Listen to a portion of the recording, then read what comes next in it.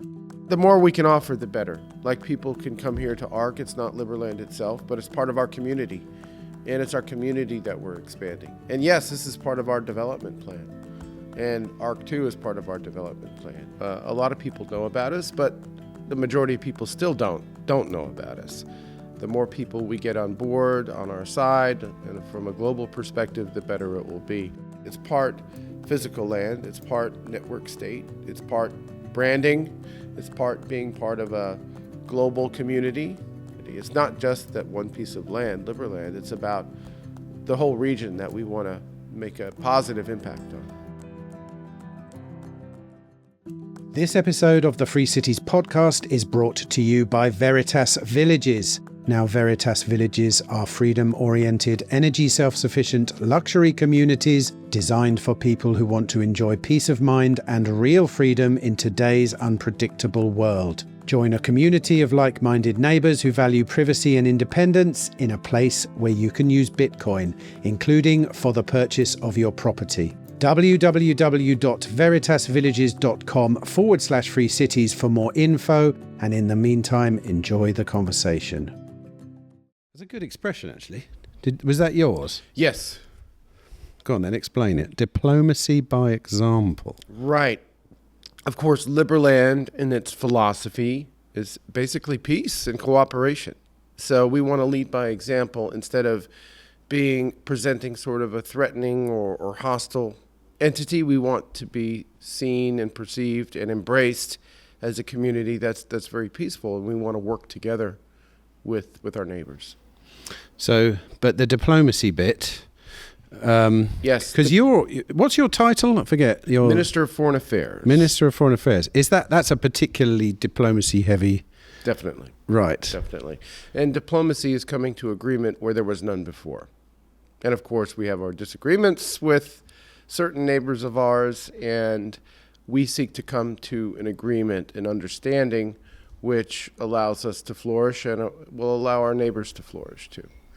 Right, that's a good one. Agreements, because this is my second time now around here, and I'm building up an impression of what's happening here, and I am definitely more on the skeptical side, and and you probably know that, but that's good. Sure. I as I said to Vit yesterday, I'm happier that this is happening than not happening. But would I take on your roles and do your jobs? Absolutely not. I find it incredibly long term. But agreement is a hugely important aspect of this whole thing. And this is where I think one of the places I get stuck. Because when I look at Croatia and I think, what's in it for them? Like, what makes Liberland move past this spot you're at the moment, which is kind of like what it looks like to me anyway, is the incentive for either party. Let's say there's three parties. There's you, Serbia, and Croatia. The incentive to do anything, apart from yours, doesn't really exist. So how do you come to some kind of agreement? Well, we need to demonstrate that we're ready to, for example, make significant investments in the region. And there's been some talk of that. And luckily, there's been some, I don't want to say breakthroughs, but there's been some positive signals from the other side, from certain individuals on the other side, and certain institutions that they might be willing to work with us if we can offer something tangible, something concrete. And there is some dialogue going on that I'm not directly involved with, but I do have some open channels to some of the individuals involved, and I'm cautiously optimistic about moving forward in a positive fashion with the other side. That does sound very diplomatic, the way you Yes. just said it. It sounds like you've said that before, Thomas. No. There's been some interesting developments since we last spoke, Tim. And, we've got some individuals working on our behalf, speaking to organizations and entities and individuals on the other side to, sort of an olive branch, sort of a peace offering, and, seeing how we can work together. And there's been some positive signals back from them. So I really hope that we could move forward with this. But would you say your major hurdle is Croatia? Yeah. 100. So that's I'm right there. That's There are. It's both on a couple different levels. On the local level, there's some opposition from the law enforcement and some of the groups that have used that area and exploited that area, and our presence has disrupted their exploitation of that area a little bit. So we understand that there's some resentment there.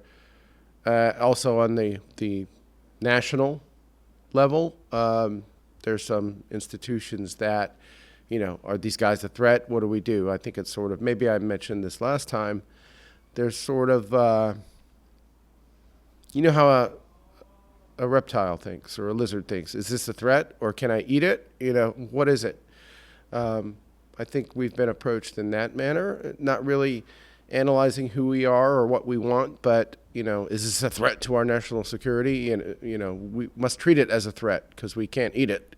So, I mean, really, if you, from my perspective at least, you are a threat in the sense that whatever you do, you're taking land away from somebody, because the situation is beautifully paradoxical. We know that Croatia can't be seen to necessarily own Liberland, because by conceding that, they by default then lose another tract of land.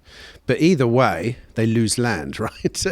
Because Serbia presumably wouldn't budge on that. Serbia is more invested in keeping the large pocket of land because, number one, it's literally on their side of the river now, but also it's a bigger piece of land.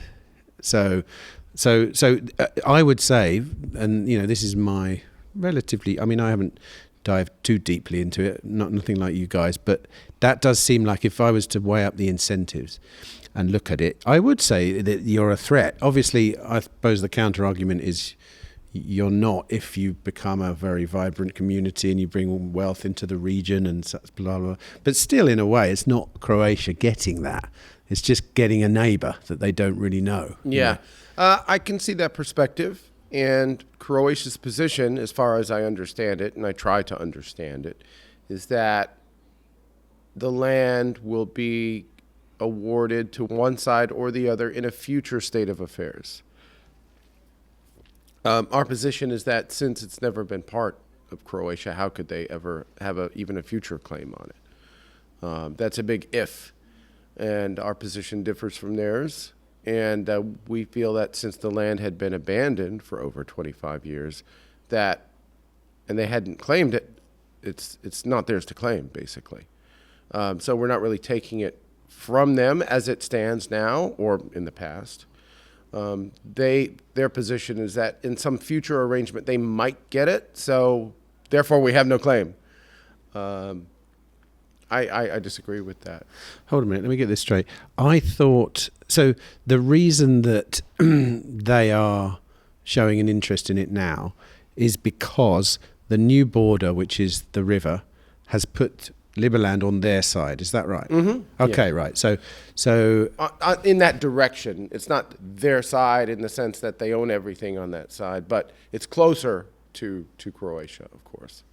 Now, I'll point out, maybe I talked about this a little bit last time, but after the war between Serbia and Croatia in the 90s, the UN occupied the former ethnic Serb areas over there, the Serbian Krajina, and that was eventually integrated into Croatia. The majority of the population was Serbian. However, during the war, that was contested, and the Erdut agreement established, basically the end of the war. It said, okay, these areas in the Krajina will become in the future part of Croatia. And they did. After 2 years of occupation by the UN, those lands of the Serbian Krajina were integrated into Croatia. And that did not include Gornja Siga or Liberland. And that was specifically excluded on the maps and all the documents that Croatia filed with the United Nations. It wasn't on any of those maps. So maybe that was their first mistake. They didn't claim it at the time. If they intended to incorporate it at some point in the future, that would have been the time to do it. However, that was not done. It was viewed as Serbia. And, it was not part of the Krajina either. During those few short years where the Serbian Krajina was a self-proclaimed state, it didn't include Liberland either. That was still considered, okay, this is the Serbian map, it's part of Serbia. But as time went on, Serbia just didn't do anything with it. It was abandoned effectively. So, okay. I mean, so where do you think it's going then? That side of things, the diplomatic side, because, like I say, I personally think there's kind of like two outcomes which are good for Liberland. Mm-hmm. One is just an amazing diplomatic relationship with Croatia, where they suddenly understand you and take you seriously and say yes. And the other one is a complete change of everything. Some kind of crazy sort of socioeconomic incident in Europe or something, which means that it's much more expensive to police what you're doing, and then by default it kind of happens. And I actually think the diplomatic one, it would probably, I don't know, you may have an opinion on this, it would probably involve a sort of Milei type character, like Argentina's, who would just come in, which it doesn't seem like there's many of those characters in Europe, unfortunately, but would come in and say, right, we're gonna excuse my language, fuck shit up here, and then suddenly Liberlands, let them have it. Come on, we're into liberty now. We'll have a special arrangement, and they can have their free markets and things like that, and we'll make money off of it. And that would actually be not a bad arrangement. And it might take a Milei type character to do that. I was just talking the other day with someone here at Liverpool that it might take something like that. It might, seem from the outside seen as, crazy or unprecedented, but that's the way it could happen. The two outcomes that you propose are pretty interesting. I think there's 3 or 4 possible outcomes. One outcome, Croatia would win their argument, their claim, and then Liberland would definitely not be part of Croatia. But they would obtain or reobtain all those lands, those pockets, those several pockets on this side of the river, which is a considerable amount of land. How they would manage that, I don't know. They normally don't come over here to patrol things. But Serbia kind of deferentially treats it as Croatian territory. For example, planes don't fly over that airspace. When they're flying in Serbia, they go around those pockets because it's considered Croatian airspace. So in some senses, it is treated as Croatian territory. Croatia says Liberland is Serbia, but they act like they own it. And Serbians who tried to go to Liberland are treated even worse than your average non-Schengen, non-EU person like you or me. And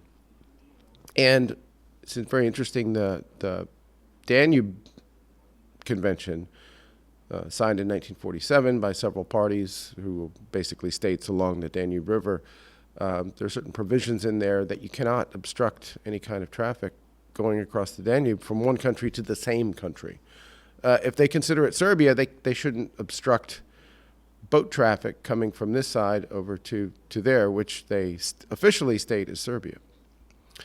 And just on the recent geodetic agency issued maps, and they reaffirmed the borders in eastern Croatia on the Danube River, that Gornja Siga is not part of Croatia.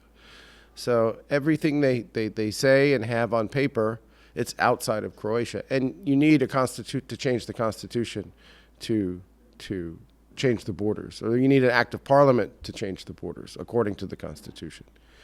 And the constitution also says, Croatian constitution, it also says Croatian forces cannot cross their border into another country unless act of parliament and order of the president. Or if they're participating in some NATO maneuver, then they can participate in some exercise that's beyond their borders. But they can't have forces there, according to their own constitution. That would need an act of parliament and order of the president. So I don't know what they're doing. Yes, they have the right and the duty to protect their borders. Yes, and we agree with that. And they should protect their borders. But we're outside of their border. They're treating the whole zone as their border, which is kind of weird. What's the difference between you claiming Liberland and them claiming Liberland?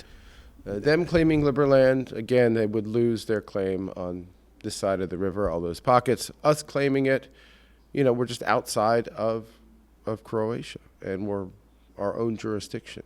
I think there is a fear that things might descend into anarchy or chaos if there's no overwhelming monopoly of force there, and they imposing a monopoly of force just to prevent, a bunch of migrants coming over or from chaos from reigning. And I think by making it so hard for us, they kind of fulfill their own claim, like, well, these Liberlanders, they can't run their own affairs, Well, they don't let us. They don't let us establish strong community infrastructure, and they don't let us bring, things in to build. I mean, we can bring small amounts of things in to build a tree house or a beach bar or very small structures, but we can't bring in things to, establish like a regular infrastructure that you would expect in any community, and to build those institutions like security and justice and health and things like that.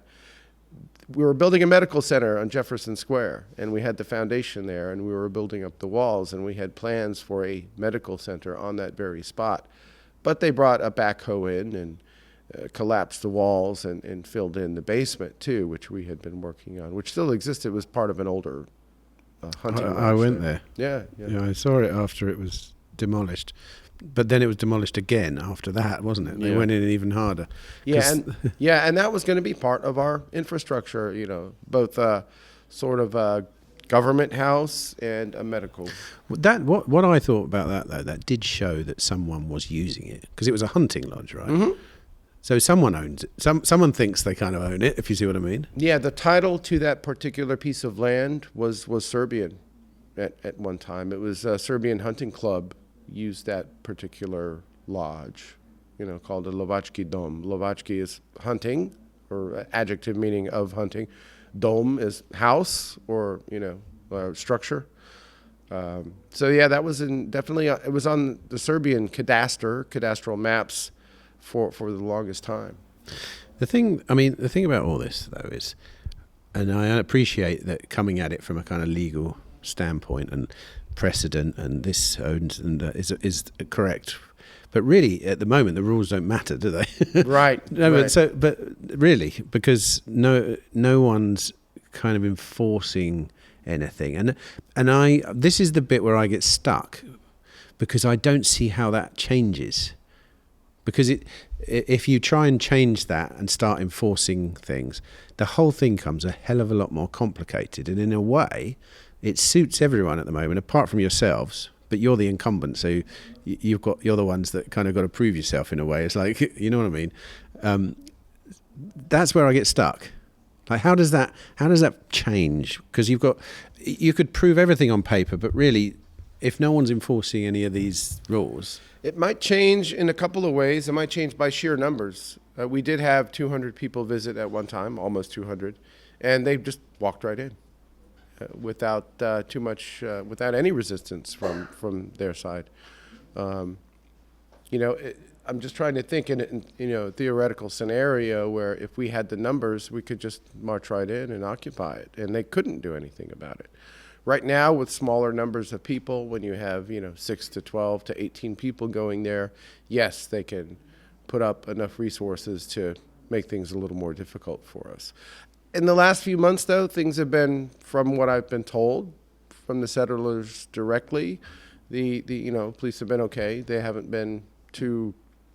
They haven't given us too much harassment, too much trouble. They just, come, say hello, check your documents, and then they leave. I was wondering whether that wasn't just because it's summer. Vitt told me that. He said it's been good for the last 3 months, and I thought, well, that's summer. Mm-hmm. Yeah. No one wants any hassle during summer. They just want to sunbathe, even the police. and winter too. I mean, who wants to stand out or stand around in, freezing conditions? And, and then some of the officers have expressed, like, we don't want to be here. We don't care to be here. Yeah, but like I say, they are there, and I suppose that what the new sort of idea that I've sort of been introduced to on this trip here is that you're working on your kind of, it's a bit like the network state theory of community. You're working on your brand. Liberland is not just a group of people living here or living over on Cornishiga. It's actually a big group, a global sort of gathering of Certainly. people.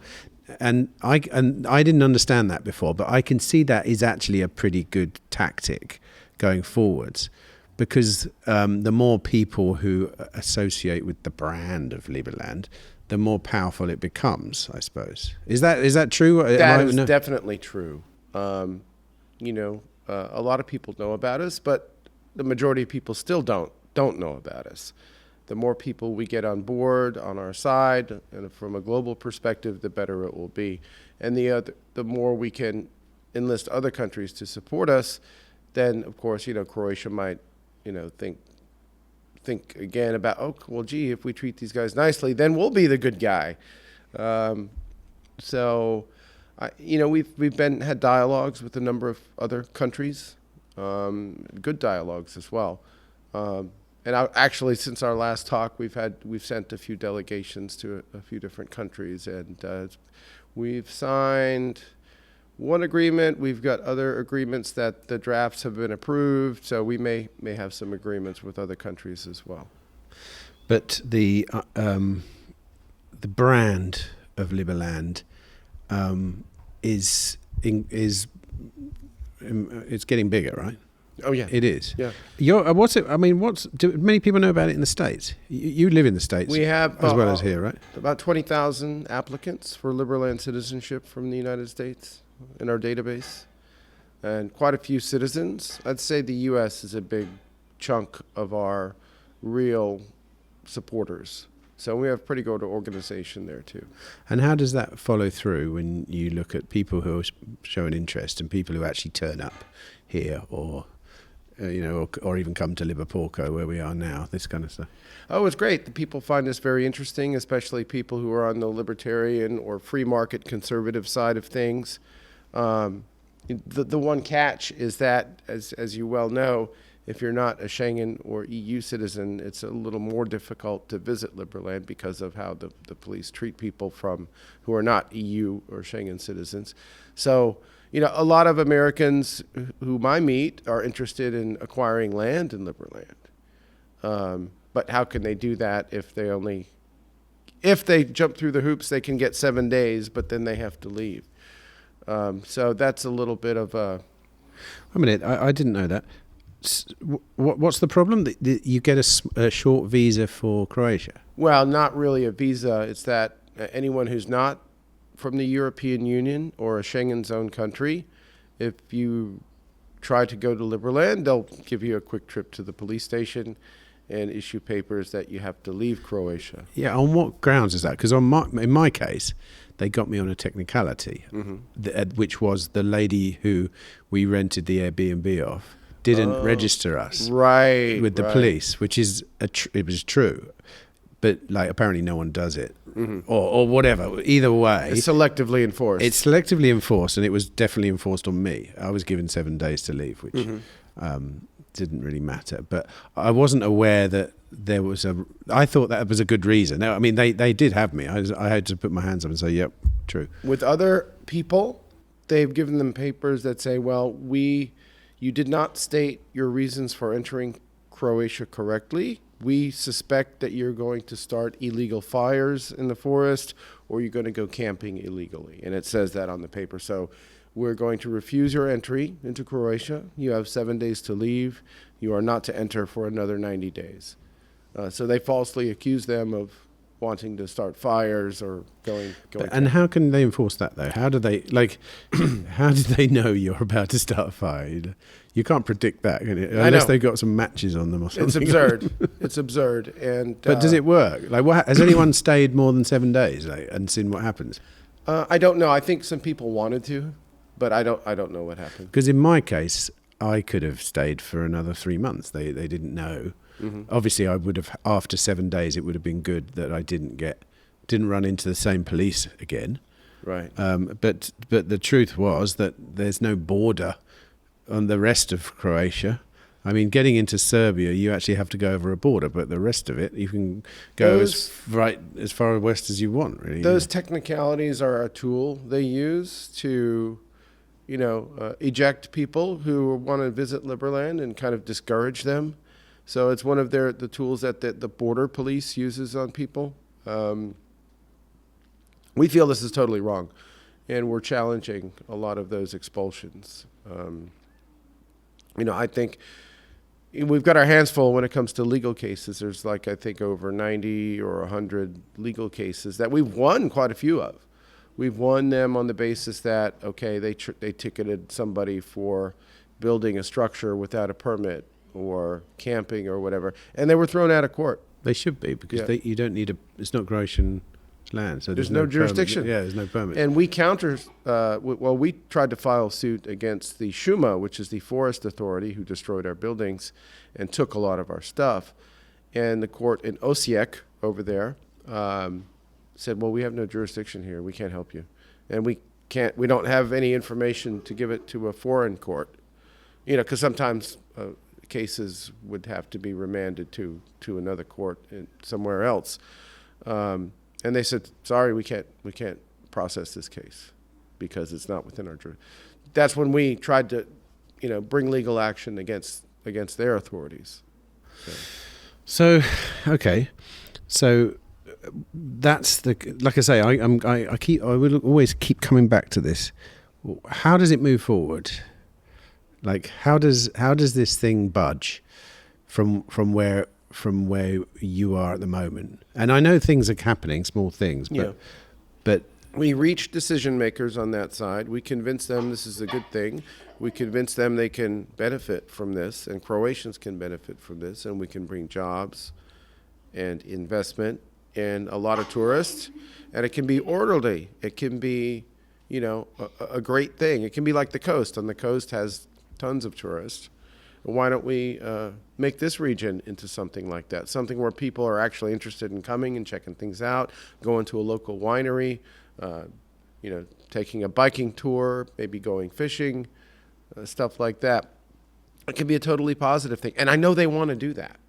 I checked out the Croatian Tourist Board's attempts at marketing this region. Yes, they try to market the region, but they could have a real unique selling point if they included us as part of the whole package. And that's a very unique selling point.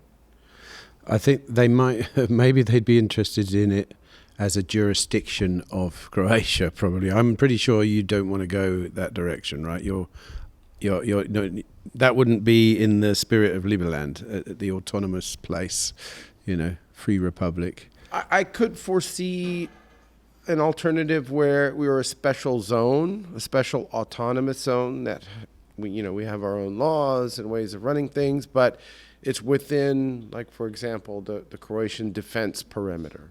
That would require act of Congress or act of their parliament, etc.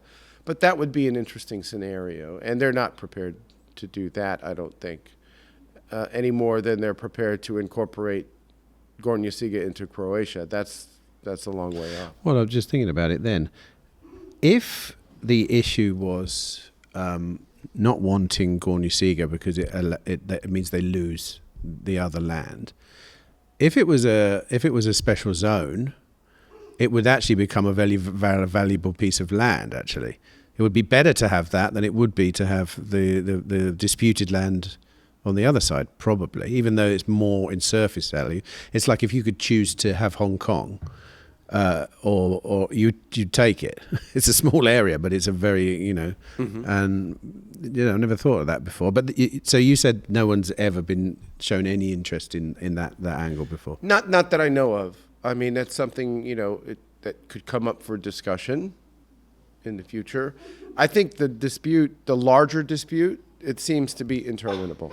They do have a committee that's supposed to discuss these issues. I think they convened maybe once or twice in the past 20 years. And, it's one of those blue ribbon commissions that, proposes to do something or promises to solve a problem, but they never do. And they haven't done so. And they haven't made any plans to do so. So. Okay, special zone, not going to happen. Fair enough. I mean, it could happen. I mean, even before a dispute is resolved, it could happen. And then the ultimate fate of that land would, do we incorporate it in Serbia? Do we incorporate it in Croatia? Is it its own little thing? We do have some other more than thought experiments. We could get it declared a river island because technically Siga was a large island. Then a canal was cut down the middle of it, and that became the Danube. And there's still a canal on the western side of Liberland. So in one sense, it's still an island, and sometimes people refer to it as an island. There is a small land bridge that goes over to Croatia in the northern part, but we could get it declared a river island and get a special status. That's been done. There's an island in Slovakia, I think on the Danube, as well as between Romania and Bulgaria, there's a river island. There's a website that lists all the Danube river islands, and it's actually an actual organization for the purpose of protecting them and giving them a special status. But what is that special status? I mean, does it give any kind of autonomy? That's a good question. That's why we're looking into it. And I think we've got some people and some organizations that we've already taken up some dialogue with to see what options we have. I saw in your presentation yesterday, you went to Ron Paul's 90th birthday party. Oh yeah. How was that? Amazing. And sorry for the complete right angle conversation, Neil, but I just well, he's our most famous citizen. Is he a citizen? Yes, he is. We gave him that. a passport a couple of years ago. Did he ask for one? Well, we just gave it to him. No, we had honorary member. We had to get his details and everything beforehand, so it was already agreed upon, and it was amazing. It was over 1,000 people there. It was in Lake Jackson, Texas, where Ron Paul lives and has his office and does his show from. And we also presented him with the First Class Order of Merit, which is Liberland's highest national award. That would have been impossible to do at the event itself because of all the people. We didn't get to speak to him at the event, but we made an appointment to go see him on Monday. So we had a private meeting with Ron Paul on Monday following the birthday event. Daniel McAdams, who is the co-host of the Liberty Report and also the director of the Ron Paul Institute for Peace and Prosperity, he said, okay, well, we want to give the award to Dr. Paul, so come to the office on Monday before you fly out, and we can give him the award, we can spend some time together, and we got to sit in on a taping of the Ron Paul Liberty Report on that Monday. Has he mentioned Liberland at all in any kind of sense, meaningful sense? Sure. Well, he addressed our events, our anniversary events twice, our 5th anniversary and our 10th anniversary. And he's been very generous with his time towards us. And, you might have seen we published a deck of playing cards with different characters and figures and on the playing cards. And Ron Paul is the ace of spades in our playing card deck. And I was able to give that to him as well, in addition to the award and a pin. And they mentioned this on the show on the day we visited, and it's been great. We've also met with his son, Senator Rand Paul, a few times, and he had heard about us, and his staff are big fans of ours as well. What's your take on the current? I mean, Ron Paul's 90, and I would say he's probably one of the most influential libertarians of all time, possibly, and well, certainly of the modern age, let's say. And when you mention Ron Paul, most people know him, and when you mention Ron Paul as well, especially in America, a lot of people were turned on to libertarianism by him. When he goes, who are the main players? Because there's Rand, but it's not, Ron Paul's the brand of libertarianism, isn't he? Mm-hmm. So who's coming through? As far as politics go? Or even popular culture. I mean, I'm not sure libertarianism and politics go together very well. I think there's an oxymoron. So, like, whenever I see libertarians doing stuff, the last thing they want to do is be political. It's the opposite. It's almost like they would campaign on leave us alone. That's not a good campaign, really, when you think about it. It's like live and let live. It's like, well, how do you, but is that a political? Is that a program? Yeah. Is that a program that you can build on? Well, maybe. In politics, I'd say Thomas Massey, who's in the Congress. We've met with him as well in his office. He's a great guy. There's Justin Amash, who's currently not in Congress. He's very well spoken, great guy. He was also at Ron Paul's birthday event. And there's a few others in politics who are up and coming. As far as popular culture, and generally, I think maybe Elon Musk is a little libertarian-esque, not 100%, but who cares? I think he's pushing for a lot of things that are good. Some people might be critical of him in some aspects, which is fine, and so am I.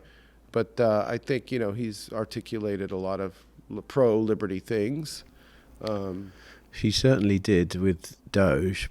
Unfortunately, it didn't work. I mean, the solution that no one ever dares talk about in politics is the government needs to be smaller. I don't think I know many people in the UK, the US, who do actually campaign on that.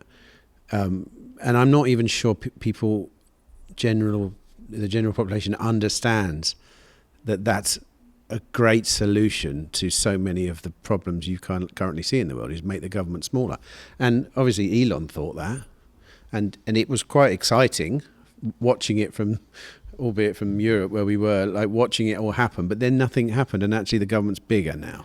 And a funny thing about that is that the press and the left in general, the establishment left, not the more anti-war left, who are usually pretty good sometimes, they think it's still going on, even though Doge has been pretty much shut down. They still think that's what Trump is doing. They still think his administration is cutting, and that's what they run with. But it's increasing. It's just like under Ronald Reagan. The myth was that he was cutting government spending. He never cut any. He increased it, by quite a significant amount. I don't think it's possible, though.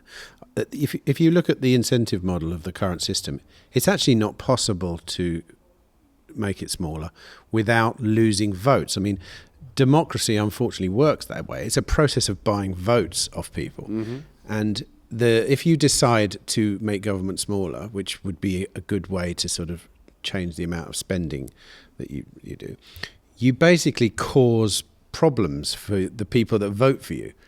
So they won't vote for you, and then as a result, you lose power. And the point of democracy is to stay in power. It's not actually to... And the major parties funnel funds and taxpayer money to their special interests, whether it's defense industry or the medical industry or any special interest you want to name.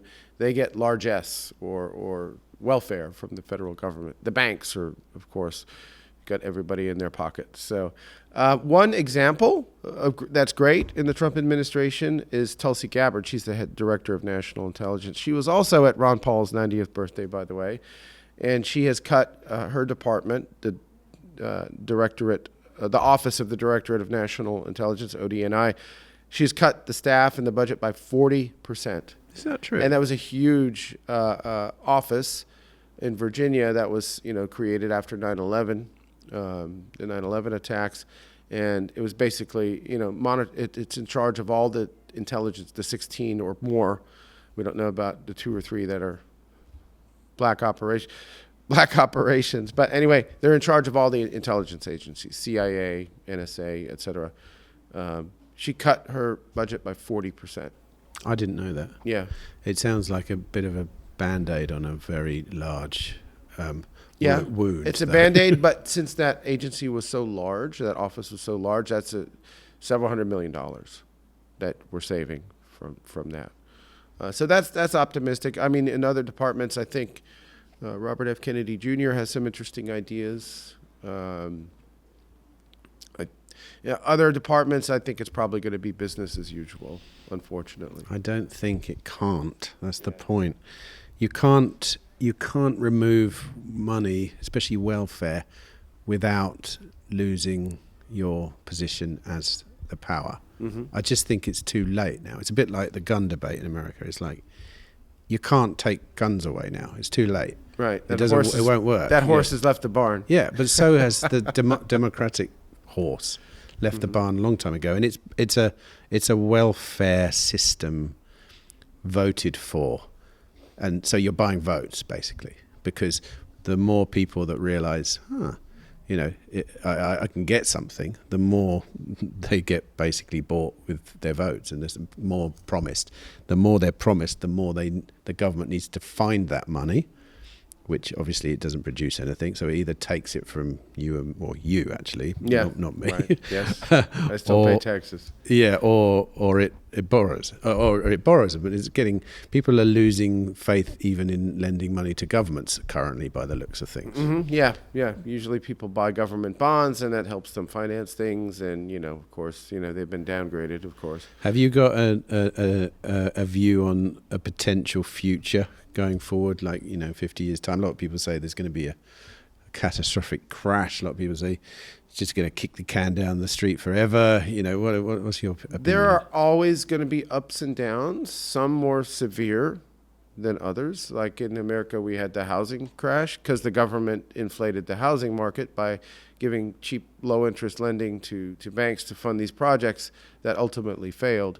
They built condominiums that no one ever occupied, but they were bailed out by the government in the end because, the federal government insures the deposits in the banks, and the banks said, we've got, we can get bailed out if we lose the money on a particular investment, so let's do it. We'll make some off of it and then, close the books on it, and we'll be sitting pretty. And in the meantime, people lose their homes, and, it causes huge distortions in the market. That happened fairly recently, and there's probably going to be some more of that. I think maybe those in power have learned to not go too far with like inflation and things like that. We'll give a little inflation, enough to pay off our cronies, but not enough to destroy the system or cause a major crisis. I don't know how. They're just, I think you're overestimating how much control they have over inflation. Yeah. I know that modern Keynesian economists think that you can control those kind of things, but no one's ever been able to stop a fiat currency trending to zero. I mean, it always happens. There's not much you can do about that. Well, they can have influence though. I mean, with for example, the housing crisis, they created easy credit, and of course, in that sector, real estate, of course, prices went up significantly. So you can have sectoral inflation, which is directly traceable to these actions. Maybe not as a whole. Okay, our overall inflation rate is, say 7% or something. Maybe 0.5% was added to by this inflation of credit, for example. I agree. That's an economist. Economist. But the point is that why are they giving cheap credit? That's a bad move even in itself. It's their modus operandi is try and stimulate the market or try and sort of, calm it down. It's a free gift to the banks, basically, the large banks. Sure. How the Fed operates, it just, gives that's free money, basically. Low to no interest loans to banks or credit, that's free money. Yeah, it's literally free money. And it's also free money to the people who probably need it the least. Mm-hmm. And that's why I asked you whether you think that where we're heading towards something quite dark, because that is out of control now. I think personally, I think that system of trying to manage the economy, we've hit 0% interest rates in recent history. There comes a time when there's things you can't do. You can't reduce rates to below. Well, you can go to many negatives, but that's very symbolic of a really major problem. And that's been the case, especially in Europe and the UK, right? We had negative interest rates. Yeah, I think one thing that would contribute to the economic crisis, and debt, is war. You have to pay for war, and certain sectors make a lot of money off those wars. And we've got wars going on right now, and taxpayers have to pay for it from all the major Western democracies. The U.S. is paying for a lot of that, UK as well, EU. They're throwing a lot of money into the Ukraine war. I take it if there was a catastrophic crash in the world economy, you'd come out here if you could. Yeah, it would be nice. That would be nice. We've got a farm here at the Ark. We're growing a lot of different vegetables. We've had a few white papers on making ourselves self-sufficient here. So if that were to happen, it might be an option. We probably have a little bit more work to do, but that would be an option. I haven't had a good look round here, actually. I've only ever really been in the very immediate vicinity of here. Just so that listeners understand, we're not in Liberland. We're on the other side of the river, about half a mile down the river or something, on the Serbian side. And this is also Liberland land, but it's not. It's within Serbia. Yeah, but it's not Liberland land. Well, it's kind of Liberland land, I suppose, but it's not in any official way.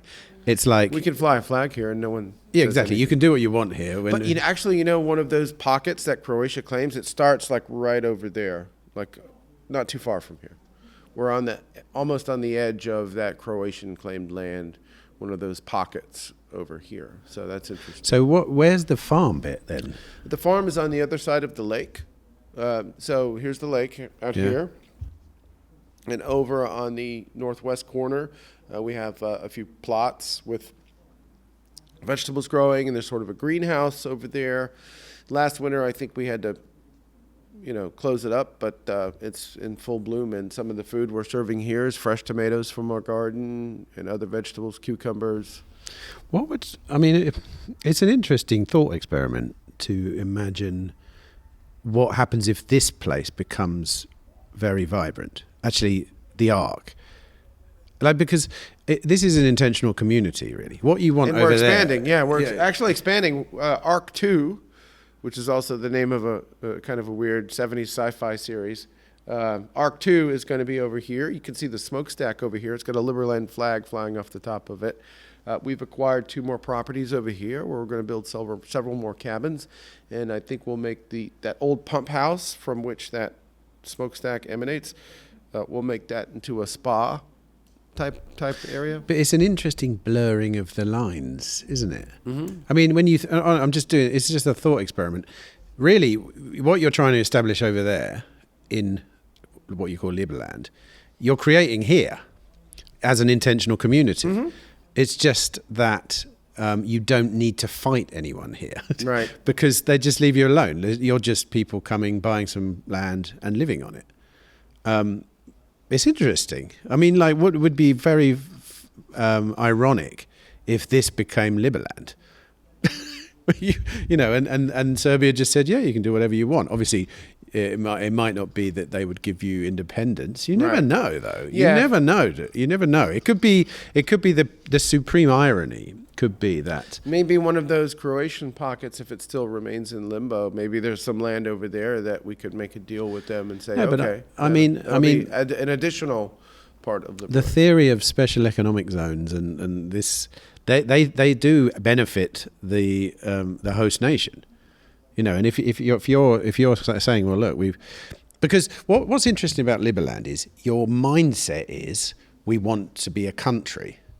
So, but that exists in your mind even when you're here, doesn't it? Even when you're in Serbia. Sure. It's not that you need to lay a flag in a piece of land over there that no one's claiming. The mindset is Liberland is a real place, or is a nation, in a la the kind of online nation. You are currently a nation, but you're a network state or a network nation or a network country, and that does give you a lot of interesting opportunities when you think about it. Because the more we can offer, the better. Like, people can come here to ARC. It's not Liberland itself, but it's part of our community. And it's our community that we're expanding. And yes, this is part of our development plan. And ARC 2 is part of our development plan. And other, Napredak, which is at the Apatin Marina, there's a piece of land that we'd love to make a commercial center down there. It's just 5 minutes down the road, or even less. And there's some other projects that we're trying to identify and hook up investors to come and bring money here and make it part of our community. It's not just that one piece of land, Liberland. It's about the whole region that we want to make a positive impact on. But that's a very 21st century idea. That's what I mean.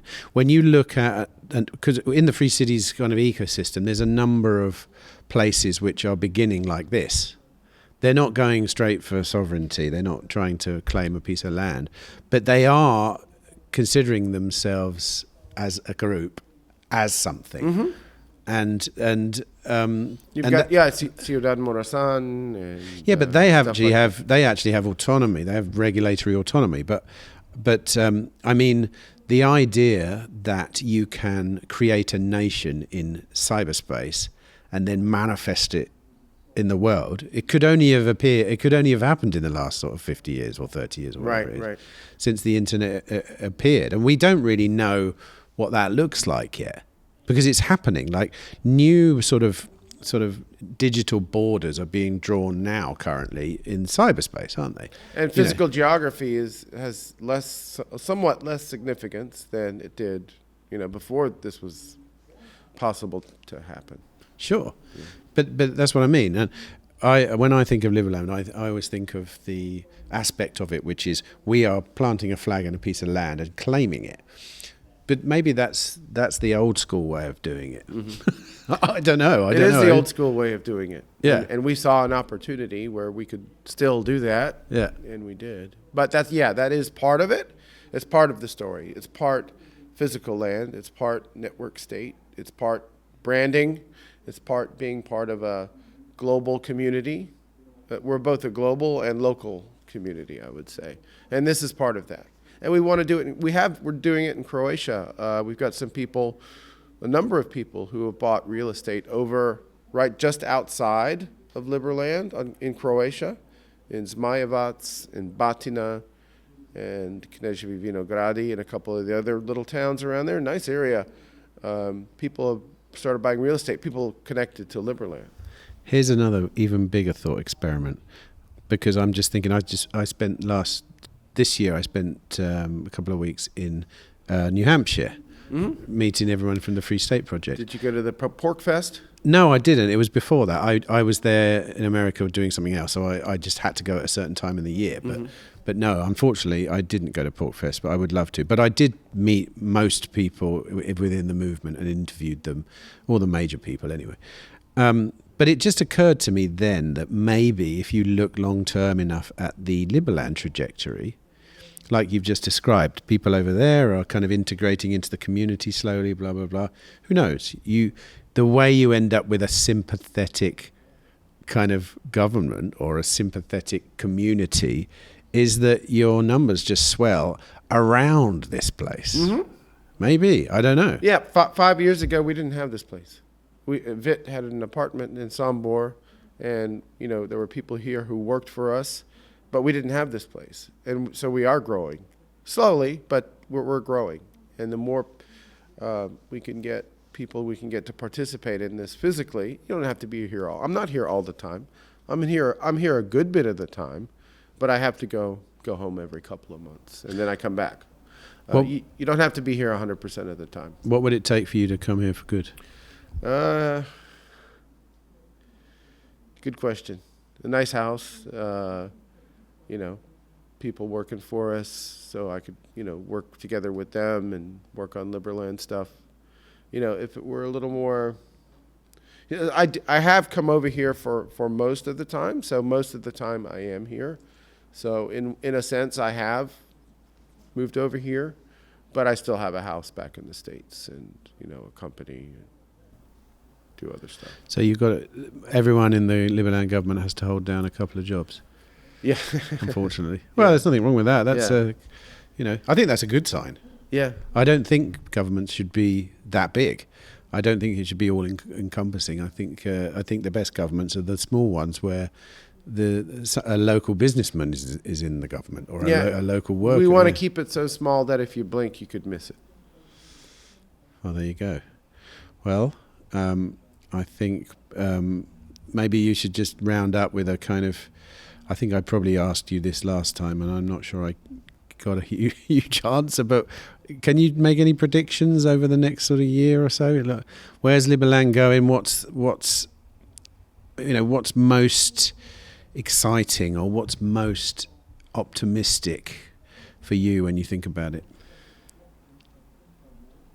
I see us elevating people's awareness and consciousness about freedom and inspiring other Liberlands. If we can inspire 2 or 3 other Liberlands, whether it's through the Free Cities movement or some other project that has yet to be developed, then I think we're successful. But I mean, Liberland, as in, claiming a bit of terra nullius, is not very easy because, as far as I know, there's only one other terra nullius in the desert between, is it Egypt and Sudan? That's right. So that, in that sense, it's very difficult to sort of inspire change. I think as a intentional group of people coming together and doing something, for sure. But is that what you meant? Like, yeah. I mean, it could take a different form. It doesn't have to be a terra nullius. It could be seasteading. It could be, a special economic zone. It could be, a city declaring themselves free or mostly free. I think if Liberland, if we can double our number of citizens and maybe triple our number of e-residents, we become that much stronger. And the stronger we are globally, the more leverage we'll have. And that's exciting, actually. So. Well, thanks for coming in and chatting again, Thomas. I'm still, like I say, I'm still on board. I just always will probably watch Liberland from a distance. I did say to Vit, though, that it would be very funny to wake up one morning and I described it, open the daily paper, which you don't do, obviously, anymore, and there to be some news that Liberland had got independence. Stranger things have happened. Well, no, I'm with you on that. This is the age we live in. This is the internet age where things change like that. Like, do you remember when we were all locked in our houses during COVID? No, nor do I. That wasn't very long ago. People have changed since then. Who knows what will happen? And if politics falls apart in Europe and different things happen, countries split off. That has also happened in recent memory. That might affect us in our position. But we, certainly we welcome people who, we welcome skeptics and critics. That's how we improve. That's how we deliver a better product. That's how we improve ourselves, and that's how we learn to communicate better. So. Yep. Well, you can count me as a skeptic. I'm a friendly skeptic. Yeah. But I like I say, until I see no, you can get a Liberland passport already, can't you? What would it take for me? I think probably it would have to be some kind of international recognition. How does that happen? Right? What would it be for you guys? What would be the thing that you would be literally celebrating? Oh my God, it's happening! Yeah.